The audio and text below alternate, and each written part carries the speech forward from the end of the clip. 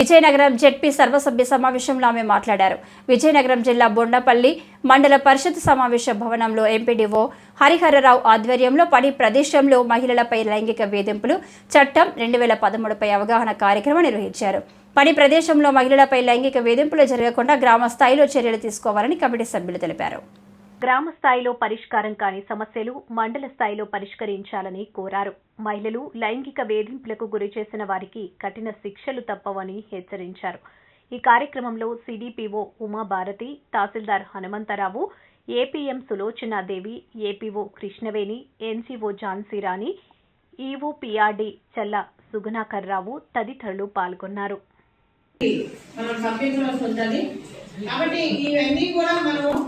మన ఆఫీస్లో దాన్ని అసలు బెయిల్ కూడా కాదు. అది జీవితాంతం వాళ్ళు జైల్లోనే ఉండవలసి వస్తుంది. కాబట్టి ఇవన్నీ కూడా మనం ఆచరించుకోవడానికి ఇవి మన హక్కులు కాబట్టి మనం రక్షించుకోవాలి.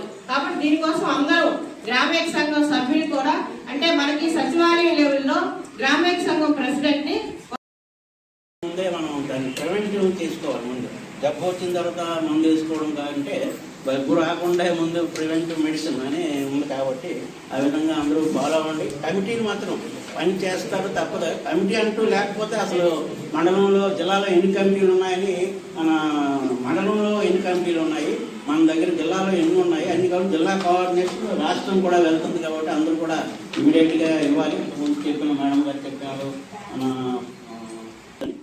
మీ ఆఫీసులో కూడా ఇస్తున్నారు మేడం గారు.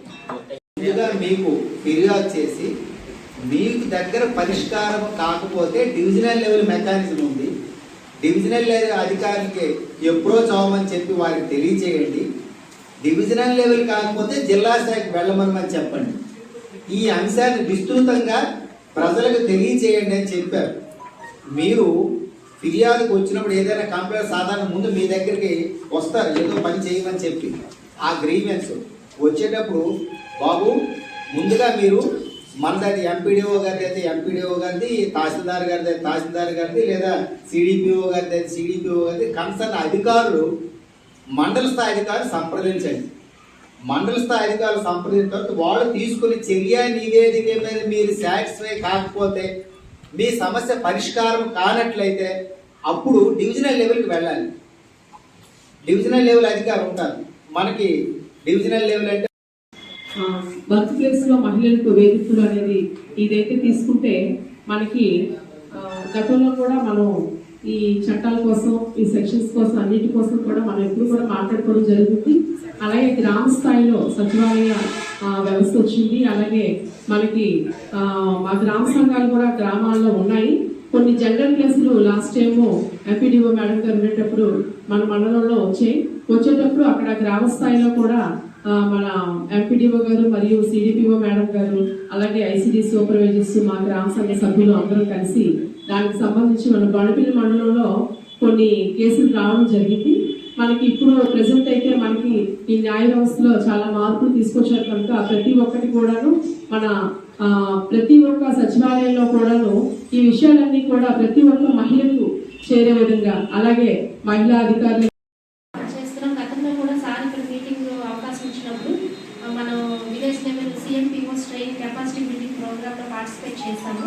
చైల్డ్ మ్యారేజెస్ ఎక్కడ ఇష్యూ వచ్చినా కూడా మేము డిపార్ట్మెంట్ దృష్టికి తీసుకెళ్ళి రిహాబిలిటేషన్ చేయడంలో మా వంతు ప్రయత్నం అనేది చైల్డ్ ల్యాబ్, చైల్డ్ మ్యారేజెస్ ఈ రెండు ఇష్యూస్ మేము పనిచేస్తున్నాము. అయితే ఇందులో ఏంటంటే ఈ పనిచేసే చోట మహిళలపై లైంగిక వేధింపులు, ఈరోజు ఈ చట్టం పైన అవగాహన కార్యక్రమంలో భాగంగా మండల స్థాయిలోని ఏర్పాటు చేసిన కమిటీలో ఎన్జిఓ సభ్యులుగా మమ్మల్ని కూడా గుర్తించి కమిటీలో మెంబర్గా వేయడం అనేది జరిగింది. దాంతో భాగంగా నేను కూడా ఒక అవగాహన కోసమని ఈరోజు ఇక్కడికి రావడం జరిగింది. అలాగే జిల్లా స్థాయిలో లోకల్ కంప్లైంట్ కమిటీలో కూడా మమ్మల్ని మెంబర్గా గుర్తించి వేశారు. ఇక్కడ ఏంటంటే మేము చేసే ప్రతి చోట ప్రతి కార్యక్రమంలో కూడా యాజ్ ఏ కమిటీ మెంబర్గా ప్రతి చోట మన కార్యక్రమాల్లో భాగంగా మహిళలందరికీ కూడా ఈ యొక్క చట్టం పైన మేము అవగాహన పెంచుకొని వాళ్ళు కూడా అవగాహన కల్పిస్తూ చట్టాన్ని అందరూ అర్థం చేసుకొని వినియోగించుకునే అవన్నీ కూడా వాళ్ళకి మనం ప్రజెంట్ చేయవలసి వస్తుంది. డిపార్ట్మెంట్కి కూడా మనం పంపించవలసి వస్తుంది. అంటే ఈ శిక్ష అనేది చాలా కఠినంగా ఉంటుంది కాబట్టి చెప్పారు. ఎవరైతే కమిటీ ఏర్పాటు చేయలేదో వాళ్ళకి 50,000 రూపాయల జరిమానా కూడా విధించడం జరుగుతుంది. కాబట్టి మీరందరూ అన్ని డిపార్ట్మెంట్ల నుంచి మాకు పంపిస్తే మేము దాన్ని మా పై డిపార్ట్మెంట్కి మా పై ఆఫీస్కి పంపించడం జరుగుతుంది.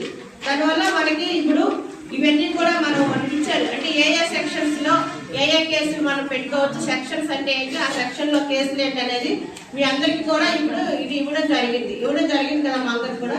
ఇది మనం ఎక్కడో పడేయకుండా మనం జాగ్రత్తగా ప్రతి సెక్షన్